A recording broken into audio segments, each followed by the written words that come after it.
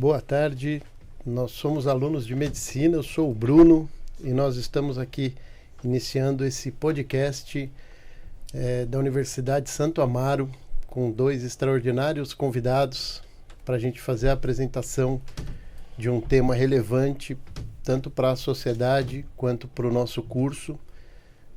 Vou passar aqui para minha colega de bancada, tanto de bancada como de sala também, Giovana. Oi, gente. Bem-vindos. Hoje a gente está com 2 convidados e vou apresentar primeiramente a Paola, falar um pouquinho sobre o currículo dela. É a Paola Souza Falcão, orientadora socioeducativa do Casarão Brasil.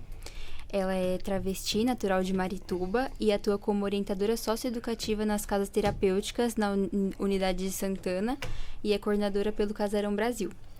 Ela possui experiência em acolhimento de mulheres trans em situação de vulnerabilidade, tendo atuado no Centro de Acolhida Especial e na Unidade Móvel de Redução de Danos, com ações de prevenção e encaminhamento ao programa Transcidadania. Hoje a gente vai falar bastante sobre o Casarão Brasil, que foi fundado em 2008, e eles têm uma iniciativa de casas terapêuticas que começou em 2023. E eles vão falar um pouquinho sobre as vivências deles e os trabalhos dele no Casarão. E eu vou aqui aproveitar e fazer a apresentação do outro convidado nosso, que é o Luíde, o Dr. Luíde, psicólogo do Casarão Brasil. Ele eu vou ler aqui, né, porque o currículo é grande, então, psicólogo com especialização em Gestalt terapia e aperfeiçoamento em formação em saúde mental do trabalho pelo Instituto Sede Sapientiae, com também formado em administração de empresas. Atua no Casarão Brasil, desenvolvendo ações voltadas à saúde mental e ao acolhimento de pessoas LGBTQIAPN+, em situação de vulnerabilidade. Possui experiência em gestão administrativa, coordenação de equipes e mediação de conflitos, unindo o olhar clínico e social na promoção de autonomia, dignidade e pertencimento. Eu quero só aqui pegar o gancho do que a Giovana já fez e aprofundar assim, que a nossa ideia com o podcast é cada vez mais, né, aproximar os laços tanto do que é apresentado para a gente no plano acadêmico com o que é feito, né, o que está sendo feito em iniciativas como a gente já teve oportunidade já em 2 vezes em visitas, né, na ONG, na Casarão Brasil, de vivenciar na prática do que está sendo feito, né, de acolhimento, de humanização, tanto na terapia, na educação das pessoas em vulnerabilidade, em dependência química. No caso do Casarão Brasil, mais especificamente da comunidade LGBTQIA+, enfim, passar para vocês que vão poder fazer melhor, né, a apresentação da ONG e desenvolver mais. Então, por favor, eu vou pedir para vocês, né, não sei se a Paola ou se o Luíde, mas apresentar de repente um pouquinho mais de vocês, né? A gente fez aqui uma forma resumida do currículo, mas o que vocês acharem melhor complementar, e também como que chegaram ao Casarão Brasil, como que foi a sua trajetória. Boa tarde, bom dia, boa noite, independente aí do horário, né, que estejam assistindo. É um prazer receber o convite de vocês e até gostaria de estender aqui meus agradecimentos também com a turma, né, da sala de vocês, que foram bem receptivos também lá no Casarão Brasil. Então, também eu gostaria de ressaltar aqui que também foi um acolhimento também de vocês conosco, né, lá no serviço. E eu acho que a Paola pode começar a falar um pouquinho, né, para poder a gente... Casarão, boa tarde a todos, desculpa. Obrigado pela recepção. É isso. Casarão Brasil, ele é desde 2008, mas a minha trajetória com ele começou a partir de 2020, né? Uhum. Sou uma mulher travesti, e desde 2020 eu fiquei numa situação vulnerável, na época da pandemia, né?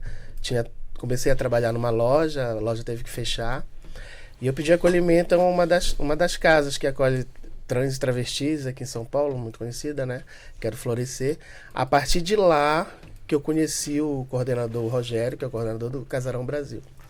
E a partir daí ele ia fazer ele estava num projeto de cozinhando para a vida, né? Cozinhando para pessoas em situação vulnerável.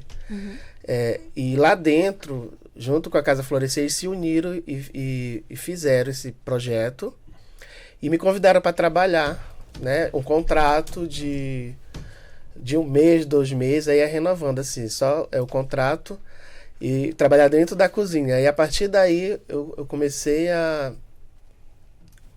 me unir com o Casarão Brasil, né? E de lá passei a trabalhar dentro do Transcidadania, como a primeira recepcionista do Transcidadania, onde o Rogério, coordenador do Casarão Brasil, também coordenava, né? E a partir dali ele me convidou para ser educadora social no CAI, que é onde acolhe 30 travestis, né? Aí a partir daí eu fiquei junto com eles do Casarão, né? Me convidou para ser da secretaria, né? Aí trabalhei na unidade móvel, que é na rua com o povo, né? Entregando os insumos, encaminhando as meninas trans para a escola Transcidadania, né? Para elas terem esse curso que ajuda a qualificar elas, né? Para mostrar uma outra realidade que elas podem também se qualificar, né? Tirando elas da rua, conversando com elas. E a partir dali inaugurou a casa terapêutica 2023, né? Foi onde eu comecei, eu estou atuando agora, atualmente, como educadora social, com pessoas LGBTQIAPN+. No caso, eu estou no Casarão, eu entrei esse ano na instituição, mas dizer um pouquinho da minha trajetória. Eu comecei na área administrativa, fiz administração de empresas e fui um pouco locado assim mais para a parte de DP, RH, um pouco por conta da minha postura até profissional. E aí, à medida que eu fui tendo contato com esse lugar, né, aí era esse contato humano. E nesse contato acabou também a gente tendo, tendo essa curiosidade pela psicologia. Então, acabei optando para fazer uma segunda graduação.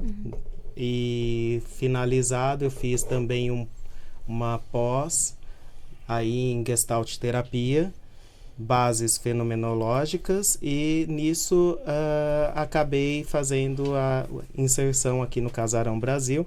O Casarão, ele é uma ONG que, como a Paola disse, tem vários trabalhos. Então, nós temos o SAICA, que é o Serviço de Acolhimento Institucional para Crianças e Adolescentes, que vai de 0 ano até 17 anos e 11 meses. Nós temos também 2 unidades das casas terapêuticas, em que eu e a Paola ficamos em uma unidade em Santana, e temos uma outra unidade também na Lapa, e também nós temos o CAE, né, como a Paola mencionou, que fica na região sul de São Paulo. Então, a gente tem esses braços do Casarão, então desde 2008 que a gente vem executando, né, os trabalhos. E as casas terapêuticas, como a Giovana disse, é recente mesmo, 2023, né, para cá.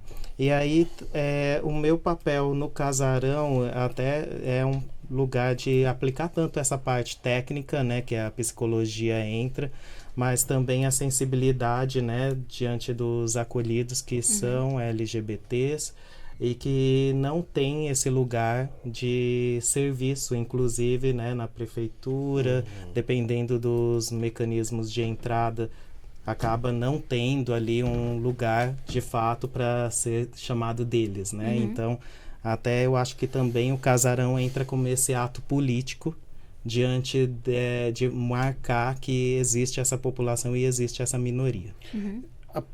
Aproveitando, Luigi, que você está fazendo essa apresentação do Casarão, muito bacana, você e a Paola também. Eu tenho aqui umas anotações que eu já quero puxar, mas como o pessoal, né, que está ouvindo a gente, assistindo a gente, não acredito que nem todos, né, conheçam e puderam, como a gente, ir lá no Casarão para entender. Queria que você desse uma resumida daquilo que você explicou para a gente lá, nos estágios da casa, principalmente das casas terapêuticas, né? De como é feito esse acolhimento das pessoas que estão em vulnerabilidade, principalmente na dependência, né? Química. Como que é feito e como que é feito esse direcionamento, que é muito bacana, cara. No caso, o projeto das casas terapêuticas, ele faz parte da Diretoria de Política de Álcool e Drogas do Estado de São Paulo. É um programa, a sigla é DEPOD, né? No caso, eles acabam fazendo esse programa das casas terapêuticas, e as OSCs, as organizações sem fins lucrativos, elas acabam fazendo a inserção para poder fazer a administração dessas casas. Então, o Casarão Brasil, ele tem 2 unidades, e o projeto, ele é em etapas, é em fases. Então, o acolhido, ele é inserido numa primeira etapa, fase acolher, que fica ali 30 dias mínimos naquela fase, para poder a gente fazer um pouco do estudo de caso daquela pessoa, fazer o acolhimento e também fazer uma conscientização diante desse novo lugar que o acolhido está, né? Até sendo inserido. Então, as casas terapêuticas, ela é como um serviço voluntário, né? Então, a pessoa que ela se insere, ela é de maneira voluntária. E aí, à medida que ela fica durante o projeto, ela assina um termo, um contrato, e que ela vai se implicar, né, para poder fazer ali aquele processo, que pode levar até 1 ano e meio, 2 anos. Então, a primeira fase fica ali 30 dias, depois ela vai para uma fase 2, que acaba ficando numa casa que tem uma certa autonomia a mais, então acaba tendo menos educadores presentes na casa, mas eles acabam tendo mais contato com a rua, e aí ele fica no mínimo 60 dias nessa segunda fase, e à medida que ele vai caminhando no processo terapêutico dele, ele vai se inserindo, à medida que a gente vai fazendo um pouco esse papel de projeto de vida na fase 2, mentorias, né? À medida que ele vai também reconectando laços familiares que estavam rompidos, aí à medida que ele vai se integrando, aí vai para a fase 3, a transformar, que fica ali uns 180 dias de média, e aí ele já tem uma autonomia praticamente 100%, e a gente prepara eles para essa saída para a fase 4, que é a caminhar. Essa fase 4, que eles vão voltar de fato ao seio familiar, ou eles vão tomar conta da própria vida deles, e acaba caminhando de fato, e a gente mantém esse contato com eles também, com serviço terapêutico, também serviço social, para poder a gente acompanhar também essa pessoa que está de volta na rua e no desafio, né, de viver em sociedade novamente. É legal que vocês dão um suporte completo, né? Então, desde o início da recuperação até o final, quando eles já estão, né, mais adaptados, né? Muito legal. Cara. Quando eu dei bem uma resumida, tá? Sim. Nós vimos e pelo quadro, né, que tem lá na casa, cara, é muito bacana. E quando a gente foi na casa, né, eu não sabia que tinha mais uma outra casa, e que no caso é a sede, né? Isso. Então são 2 sedes e mais casas, cada sede tem outras casas. Sim. Tipo, cada sede tem 2 fases 1, 2 fases 2, enfim. Na unidade de Santana, então, existem as 3 casas. Perfeito. E existe a casa da sede, que é onde eles fazem as atividades. Tanto de terapia individual, arte terapia, nós temos também no espaço. Temos pedagoga e também temos mentora, então temos uma equipe que, apesar de pequena, dá conta do recado. Né? Eu acho que eu vou aproveitar, Giovana, vou até pular aqui um pouquinho o nosso script, já que a gente foi para essa parte, ô Luigi, fazer o seguinte: você falar um pouquinho mais, você e a Paola, que atua, né,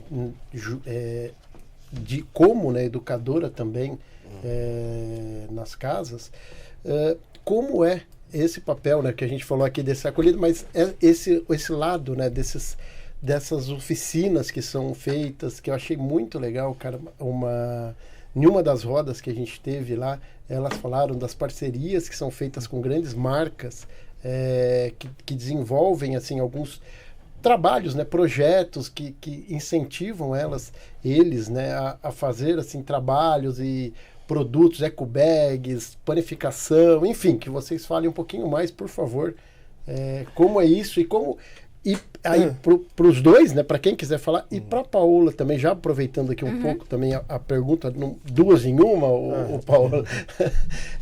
Como é, Paola, também, além dessas oficinas, esse convívio, você, né, Sim. com eles, né, com todo mundo ali na casa, Acolher. tanto esse acolhimento. Como é o papel de educadora? Isso. Das 3 casas, eu atuo na Casa Acolher, que é onde eles vêm bem vulneráveis, né? É onde é o início para eles se estabilizarem e se ressocializar, né? A Casa Terapêutica, esse projeto realmente é muito bonito, ele é diferente de quando as pessoas olham o albergue, não tem nada a ver. As Casas Terapêuticas é o convívio, né? Que é o máximo de conforto para dar para eles, né? É o acolhimento mesmo, entendeu? Sim. E o meu horário, ele é noturno. Geralmente eu passo 2 atividades para eles durante a semana, que seria, por exemplo, assim, eles tomam um remédio para poder, né, ansiolítico, para eles poder o horário dele, para eles poderem relaxar e dormir. Todos eles tomam, né? Indicado pelo profissional, psiquiatra, tudo. A gente só acompanha, que a gente não pode, né, medicar. Mas a gente acompanha e eu passo atividade com ele, por exemplo, assim, eu passo filme terapêutico de filmes de mais ou menos o que 10 a 20 minutos. Não muito longo, porque senão eles vão ficar com sono. Sim. Aí, a partir dali, a gente entra em um debate. Geralmente, filmes de superação, né? Por exemplo, como Umbrella, acho que vocês já ouviram falar. Tô dando um exemplo, assim, né? Concreto. Que é um filme de anime, de desenho, né? Eu sempre tô passando assim, e faço com eles dinâmica também, né? E assim vai, a gente vai conviver. Acompanho eles também aprender a cozinhar, né? Eu sempre estou acompanhando eles, sempre estou fazendo alguma coisa, né? Receitas e assim vai. No casarão a gente tem Muito tanto o trabalho, né, que a Paola executa dentro da casa, então tem os educadores, eles fazem realmente esse estímulo, né, que a Paola acabou mencionando, justamente porque a sede administrativa, ela tem um horário de funcionamento, mas depois que ela termina o horário, eles estão lá na casa, e para eles não ficarem ociosos, então a Paola, como outras educadoras, acabam também fazendo um pouco essa estimulação, né, para poder eles ficarem cada vez mais entretidos, e não só por isso, mas também a gente olhar que pode desenvolver alguma habilidade que ele não sabia que existia nele, ou às vezes até um gosto, né, que às vezes fica engavetado ali e que ele pode pegar e estimular. Né? É impressionante como cada um dessas pessoas que estão lá, né,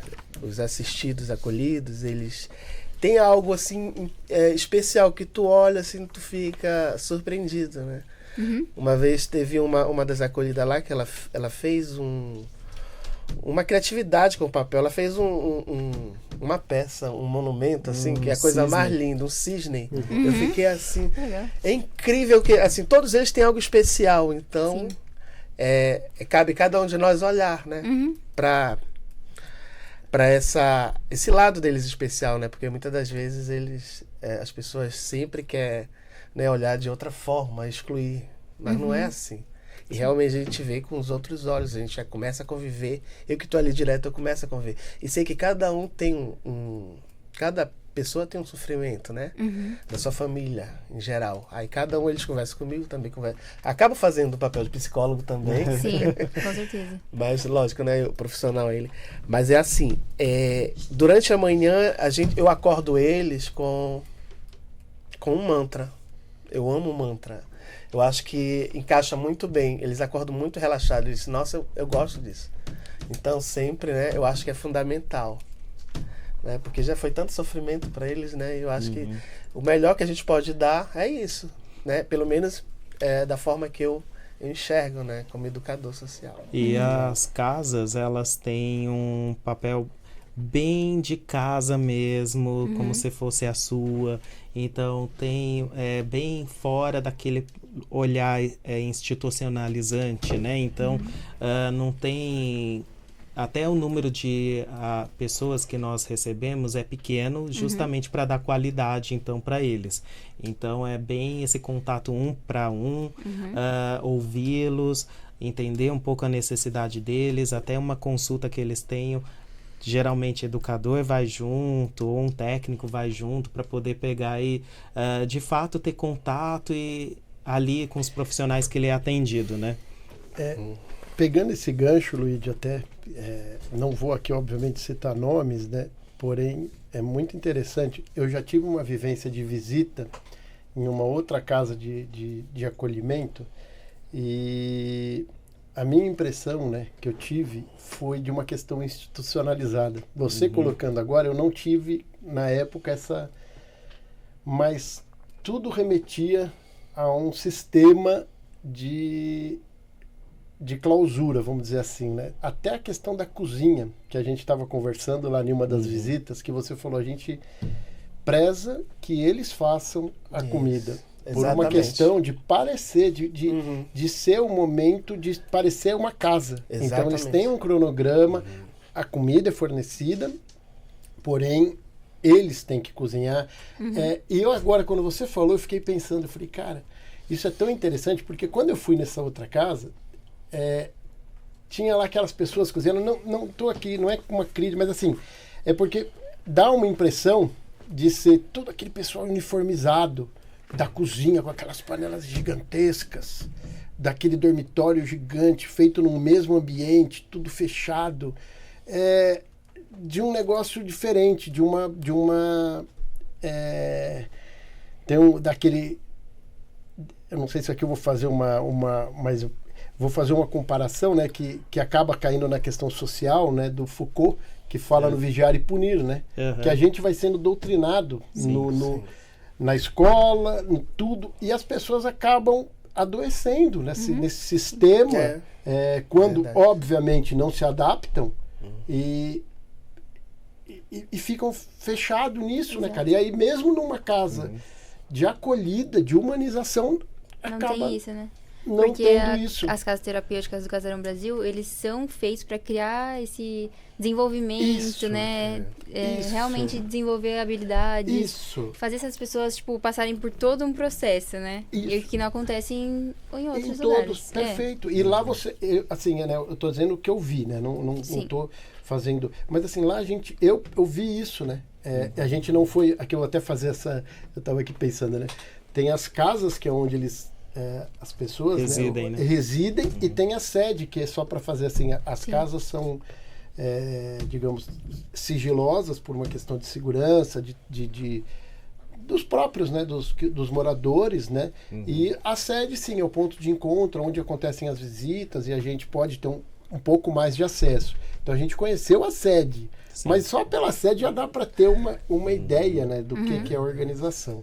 Muito bacana. Até porque as casas, elas têm, de acordo com a Diretoria de Política de Álcool e Drogas, tem também todo um formato de como que deve ser essas casas. Então, os quartos têm que ser ventilados, bem iluminados, tem que ter um quarto que seja suíte, por exemplo, para se tiver uma mãe com um bebê. Então, a cozinha também com armários, né, para acondicionar os alimentos adequadamente, camas com colchão numa densidade, né, que seja o apropriado de acordo com o projeto. Então, assim, as casas, elas têm esse cuidado nos detalhes, justamente para trazer essa qualidade para eles, né? Eu vou só fazer puxar aqui, Giovana, uma questão para a gente meio que encerrar essa apresentação do casarão, de vocês, esse bloco, né? Mas que eu acho que é super importante, que para mim não ficou tão claro, que a Paola colocou no começo, transcidadania, eu anotei aqui. Transcidadania, educadora social, sim, o CAI, o Luíde falou SAECA, e que vocês explorassem um pouquinho mais para a gente entender esses outros braços, né, do Casarão. Por favor, Luigi. Esse do Trem Cidadania foi, como eu falei, foi na época que eu entrei, né? O que é o Transcidadania, o Transcidadania, Paula? Por favor, Hoje em dia, na verdade, o Casarão Brasil ele já não trabalha mais com esse equipamento, né? Ele entregou para uma outra equipe. Mas na época, eu vou dar uma explicação rápida. O Transcidadania é uma escola que paga... as meninas têm que participarem, né, das atividades diretas, e elas têm que estar inclusiva na escola direto até terminar o 2º grau. Nesse período elas podem receber uma certa quantia para poder incentivar elas, né? Esse é um projeto da Secretaria de Direitos Humanos, né? Da prefeitura, Né? Só que, assim, no momento já, o Casarão já não está mais já entregou para outra equipe, né? Sim. Aí eu falei assim, da época que eu comecei a entrar junto com o Casarão. Sim. Tá ok? Mas é mais ou menos isso, é para incentivar elas a estudarem, entendeu? As trans, era específico para as trans. Sim, a gente teve o Transcidadania, eu acho que foi até 2020, 2022, não sei, mas aí... Não, foi 23 mesmo, Foi? 23? Eu sei que, assim, o Transcidadania, como é da prefeitura, então ele ainda existe, né? E existe um outro equipamento que faz a administração do Transcidadania.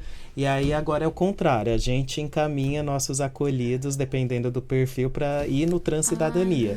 Então eles também recebem esse cuidado, né, nosso de estar estudando, né? São braços, né? Pelo que eu estou entendendo, né? O Paola, Luigi, por favor, me corrija mas são braços de políticas públicas para atendimento de pessoas em situação de vulnerabilidade. Exatamente. No caso do Transcidadania, para mulheres trans. Especificamente mulheres trans, homens trans. Homens trans também, Isso. que em casos específicos ali para que estão numa situação de desemprego, para arrumar um emprego. Então, e aí, obviamente, que o Casarão, em motivos ali que estavam nessa parceria, obviamente não dá para abraçar tudo, desvinculou, tá em outro, agora de repente tem uma situação que encaixa o perfil da pessoa, da mulher ou do homem, encaminha para esse programa. Certo. Perfeito. E o CAI e o SAICA?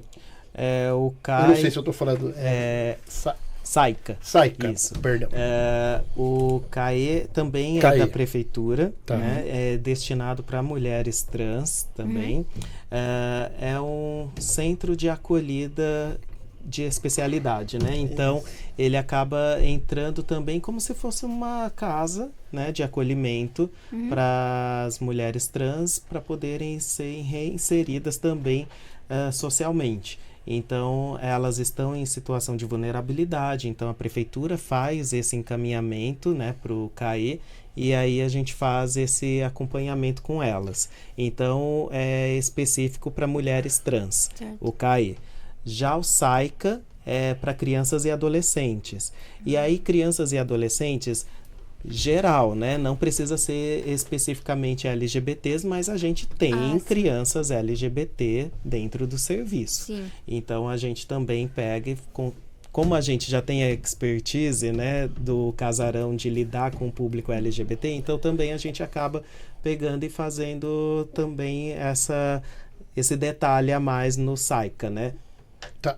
Quer dizer, no CAE, a determinação da questão da vulnerabilidade é ser uma mulher trans. Isso. Para ser atendido. Isso. E o encaminhamento é feito pela prefeitura. Obviamente que a mulher estando em vulnerabilidade, não necessitando estar na dependência de álcool, droga. Estando em vulnerabilidade de outras questões de perigo, ou seja lá quais forem, o encaminhamento é feito, vai para a casa do CAI, que é lá na Zona Sul. Isso, Zona Sul. Perfeito. E o SAICA são crianças que estão em vulnerabilidade numa forma em geral. Isso, obviamente, e que perderam um vínculo familiar, ou aconteceu de até por questões de guarda ser afastado dessa família, e a medida de essa criança também ficar... É quase como se fossem os antigos abrigos, né? Isso. E aí, à medida que a criança e adolescente ficam lá, aí eles são trabalhados pelos educadores da casa, e que também vão esperando uma possível adoção, né, de uma família. Sim. Então essas crianças também são nessa casa que é o o SAICA SAICA. é uma casa também que o Casarão tem Isso. parceria. Isso o SAICA também é via prefeitura? Isso. Tá. Bacana, cara. Eu acho que já deu pra gente ter uma ideia bem ampla. E aí a gente só está do que representando um braço, né, Sim. também aqui do Casarão, que é as casas terapêuticas. Nossa, deu pra ter uma... Que é um projeto novo, né? Como a gente falou no começo, é muito diferente de albergue, né? Que é um projeto mais específico, né? Bem legal. Você visitou lá, né? Uhum. Visitamos duas As vezes duas- e ficamos encantados.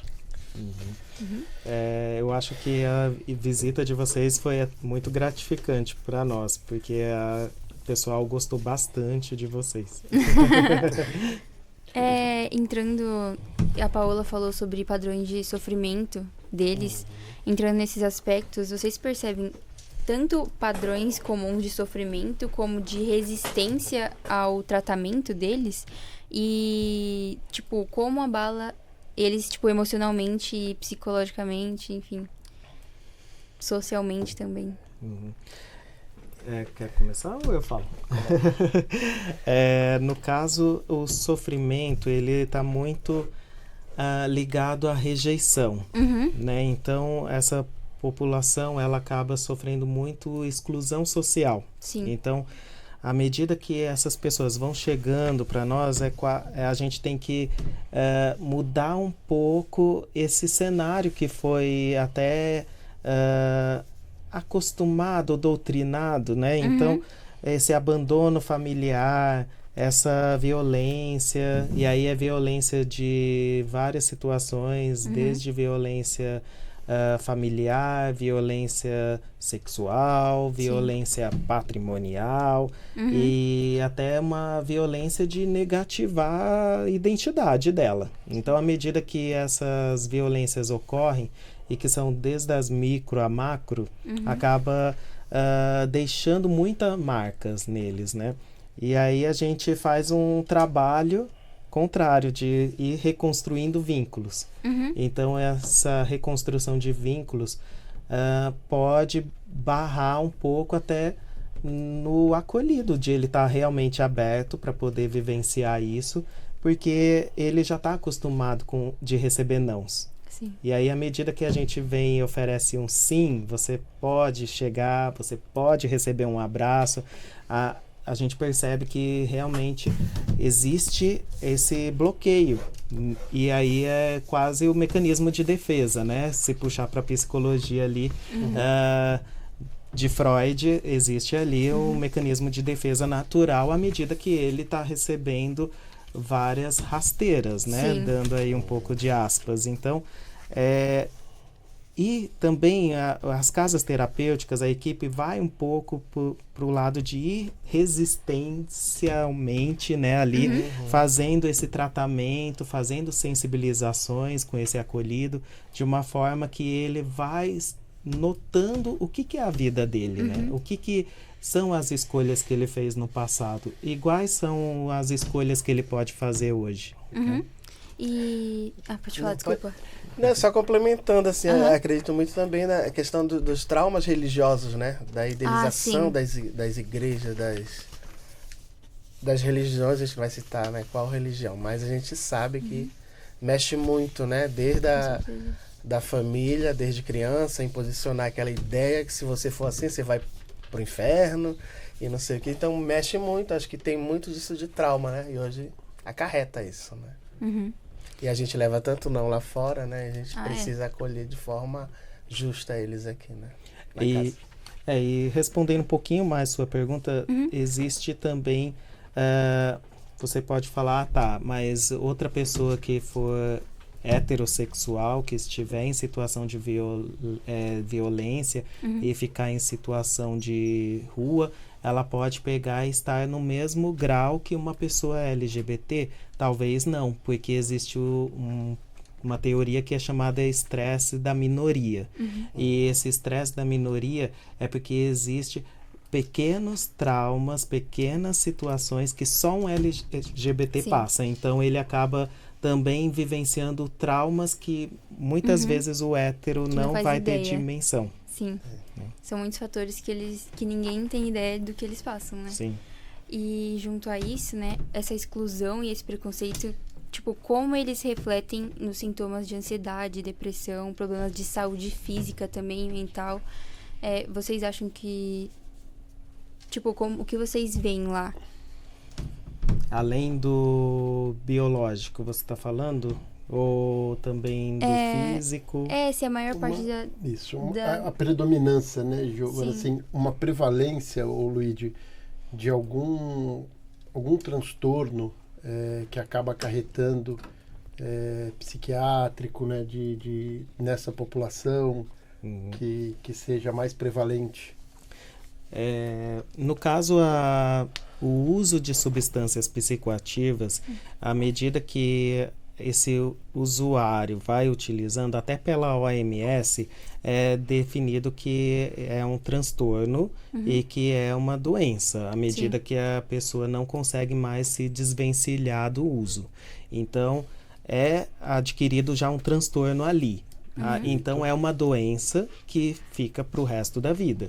Então, onde o acolhido ele tem que fazer essa conscientização, né, de fato, sobre essa situação, né, que até então para ele não é doença, para ele está sendo só uma escolha, né, de quero ou não quero, mas na verdade é uma doença que até o próprio acolhido não tem dimensão que ele está vivenciando. O Luigi, mas acredito que a minha dúvida, né, em relação à questão da Giovana, e não sei se também é a questão da Giovana, existe uma doença, eu não sei se isso se vai ser bem formulada, né, a pergunta, ou se é possível identificar isso, uma doença, vamos dizer assim, de base, digamos que seja mais prevalente antes da implantação, né, mas antes da associação da doença, da adicção, né, do vício, né, nas drogas, no álcool, ou junto, né, que venha associado, porque junto que ele vai fazer o tratamento eu vou falar vício, né, mas da adicção, mas que acaba junto com a adicção o uso prolongado, né, e a vivência na invulnerabilidade durante um período muito prolongado também. Na casa eu estava conversando ali com alguns, né, moradores, e um dos relatos assim que me chamou a atenção, 11 anos, cara, um dos moradores me narrou que morou na rua. Imagino que não seja porque foi assim uma coisa de suspeita, eu imagino então que tem muito mais. 11 anos, imagina o que é de trauma, de peso, além da doença da adicção, né? Então, dá para ter isso, Luiz? Dá para traçar isso? No caso, o uso de substância, até o momento em que ele vai adquirir vamos dizer, um CID, né? Até ele receber de fato um CID é diante desse uso exacerbado, né, que acontece. Mas não existe vamos dizer, uma porta de entrada que vai acabar pegando e deixando ele com essa doença, né, do uso de substância psicoativa. Acaba acontecendo vulnerabilidades que levam ele a esse uso, e à medida que ele vai utilizando, ocorrem questões cerebrais, né? Então, o uso das substâncias psicoativas mexe em neurotransmissores, mexem, algumas sinapses também vão ali pegando e sendo afetadas, e aí à medida que isso vai acontecendo diante do uso prolongado, pode ir ocasionando, por exemplo, em a pessoa ter alguma dificuldade de fala, ou a pessoa ter alguma dificuldade de andar, às vezes tremores na mão, né, que acabam ficando permanentes. Então, isso vai depender muito de caso a caso, né, de acordo com a substância e também de acordo com esse uso prolongado, né? Essa seria a neuroplasticidade, né, Luiz? Assim, nessa linha, né? Tem a neuroplasticidade que vai ali, o cérebro, à medida que para, né, o uso, o cérebro vai reconstruir, de certa forma, o que ele o que foi perdido, mas nunca vai ficar exatamente do mesmo jeito. Então pode ser que ele recupere alguma coisa e a gente não sabe exatamente o quanto, né? Essas são as sequelas, né? Isso, as sequelas do uso da substância. Inclusive, vocês, nessa questão de marginalização, de todos os preconceitos que eles sofrem, vocês acham que, tipo, isso leva eles a procurar o uso de substâncias? Olha... Ou... Quer falar? Pode falar. Eu acredito que sim, né? Geralmente, são uma série de fatores, né? Família, né? O preconceito em geral, a exclusão, leva assim. E muitas vezes também, por eles já terem uma ansiedade, uma depressão, né? Por conta das vivências deles, aí... Isso... A questão do... Também tem muitos que, quando é criança, sofrem a questão da pedofilia, né? Que pode ser, às vezes é parente, às vezes é um amigo do vizinho, né? E às vezes acontece muito isso, né? Isso pode... Eles crescerem com esse tipo de trauma. Mas isso não significa que a pessoa ela vai ser LGBT por causa dessa situação. Sim. Isso é só uma questão que também, né, são traumas muito... Eu acredito que seja esse. Até porque existe um estigma muito grande de que porque é LGBT, ele vai se vitimizar, né? Então... tirar um pouco esse rótulo também em cima da comunidade de que não, o LGBT ele também quer viver a vida dele de uma maneira autônoma, continuar trabalhando, estudando, mas que existe sim uma questão muito imbricada de que quando a pessoa é LGBT, ela não é acolhida pela família ou ela tem até pequenas violências, então existe um tripé aí, que é o tripé do biológico, do psicológico e do social. Então, o psicológico, né, como que essa pessoa fica psicologicamente, né? O biológico, à medida que a pessoa está ficando doente diante de uma fala, né, que é discriminatória, ela vai sentindo no corpo dela ansiedade, depressão, fobias. E também o social.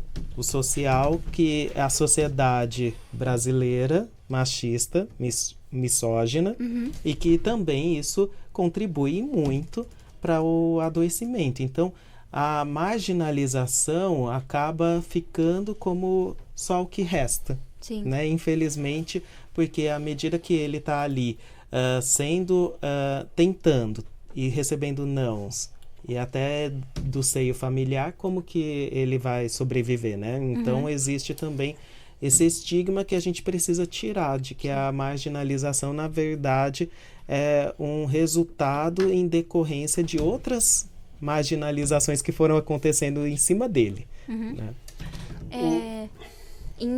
Uma pergunta, muito se fala, principalmente na área da saúde, né, que a gente estuda medicina, sobre a questão dos banheiros, né, banheiros neutros, que ainda são, né, muito debatidas, tanto por pessoas de fora da comunidade como dentro. E a gente tem uma pergunta, né, se isso realmente é uma coisa que gera um incômodo e gera consequências e desafios para essa população, né? Principalmente a população trans, travesti. E deixa eu só complementar, Paula, perdão. Sim. E se não, o que realmente gera e o que poderia, na visão de vocês, né, ou da Paola primeiro, o que poderia ser feito, Paola, no ambiente educacional, social, para inclusão, para pertencimento, para acolhimento, além, óbvio, né, cara, de ser da humanização, do respeito, do mínimo, né, de ser humano, de respeitar todos, né, cara? Exato. E todas, pelo amor de Deus. Enfim. Essa questão do banheiro aí, ela é, assim, até hoje, né, muito polêmico, né? A gente nota, por exemplo, no avião, vê o banheiro que todo mundo usa, homem e mulher. Né? E a gente, assim, os banheiros femininos das mulheres tem a divisória, eu não vejo problema nenhum, né? Porque se fizer um banheiro neutro, vai estar excluindo a mulher trans, né? Aí, sei lá, a ideia é muito polêmica essa questão, né? Agora, claro, né, é muito chocante ver, por exemplo, uma travesti não binária, né? Mas a travestis que se veste mais de forma masculina, com barba, e entrar no banheiro das mulheres. É muito complicado também isso, né? Mas eu acho que o banheiro neutro poderia entrar nessa parte. Sim. Mas, assim, a sociedade é bem difícil, né? Porque, assim, as travestis, elas procuram já estou entrando já na questão da estética. Para ficar perfeita igual mulheres, justamente para não ficar sofrendo esse preconceito, todo esse... E a gente não pode normalizar isso, porque travestis não é um silicone enorme, não é um bumbumzão enorme, né? Eu acho que a essência feminina está na alma, né? Então são muitas questões aí. E quais estratégias na casa de enfrentamento ou tratamento dessas questões, né? Como vocês elaboram isso com o pessoal lá na casa para eles, tipo, mudarem esses problemas neles que a sociedade mesmo criou, sabe? Eu acho que tem um pouco aí sobre políticas públicas, né? É olhar de fato esses locais que tão estigmatizam, como que eles podem pegar e também ver que essa população existe e também merece respeito. Então, de uma forma, como eles estavam marginalizados em situação de rua, pode ser que eles venham muito com raiva do mundo, né? Acaba vindo, não, eu não vou numa UBS porque não me chamam pelo nome ela, me chamam por ele, né? E aí, à medida que a gente fala, não, vamos juntos, vamos lá para o seu atendimento, e se acontecer isso, vamos registrar o ocorrido. Então, eu acho que política pública se faz com a população, também cobrando. Então, eu acho que é fundamental a gente ir exercitando também esse papel de cidadão neles, que de uma certa forma ficou internalizado que eles não têm voz. Tipo, realmente eles procurarem os direitos deles. Exatamente. Porque senão acaba normalizando, né? Que é o que seria mais comum, inclusive para essa questão dos banheiros. Também ter esse lugar de fala, né? Sim, exatamente. A gente queria saber um pouco sobre também o que se vocês veem muito na casa, o pessoal que tá lá, eles passam, né, por consultas do SUS e tal. Se vocês veem muito esse tipo de preconceito, marginalização, situações comuns que eles passam ali na área da saúde, né, para se cuidar. Enfim, saber o que vocês enxergam nesse âmbito. Olha, não queria dar essa resposta, mas sim, eles sofrem, né, muito ainda com essas questões, seja numa UBS, seja numa UPA. Eu acho que esses locais, eles acabam entrando muito para, de fato, ser um acolhimento geral da população, e os LGBTs também, eles são e merecem esse lugar também de fala nesses espaços.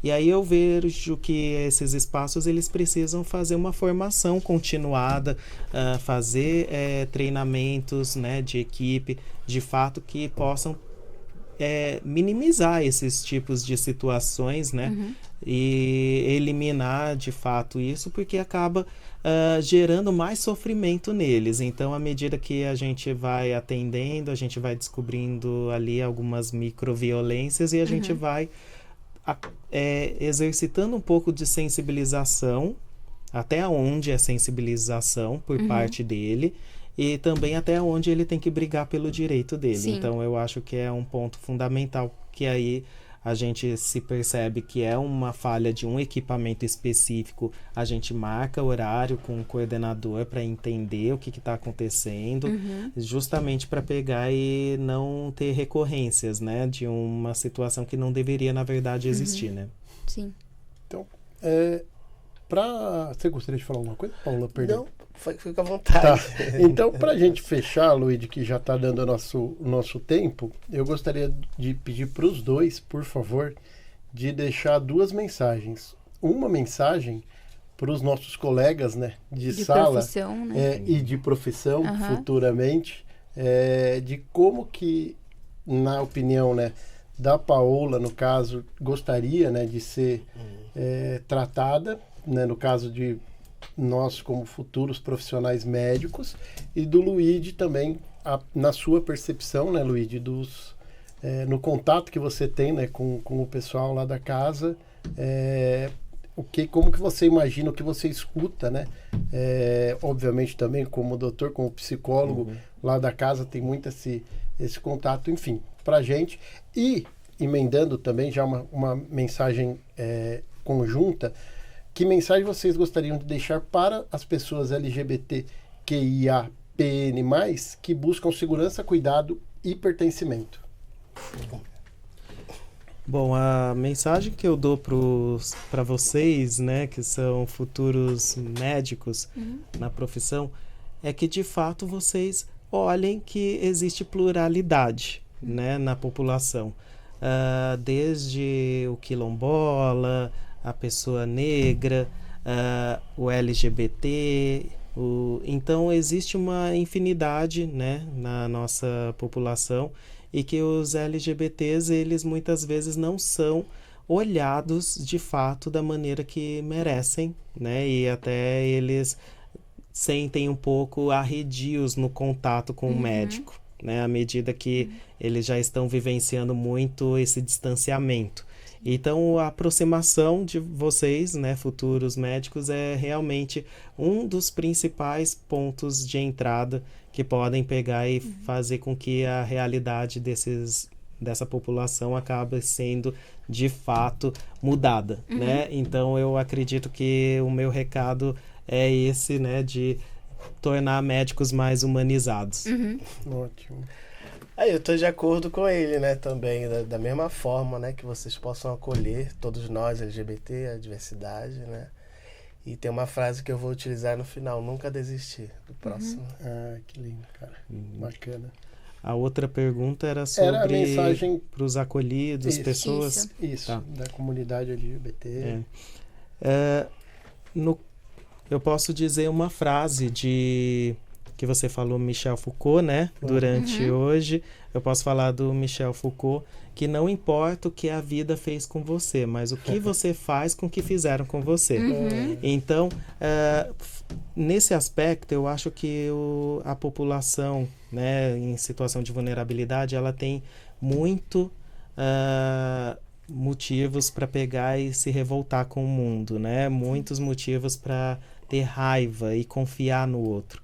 Mas à medida que a gente se coloca nesse lugar, a gente também não recebe acolhimento e aproximações. A gente acaba ficando numa bolha. Sim. Então eu acredito que essa população, ela precisa também, sim, lutar pelos direitos, mas também procurar criar novas pontes e afetos, e até a família afetiva, né? A família sanguínea talvez não enquadre tanto, então a família afetiva e ele criar aí uma nova rede, né, de pertencimento.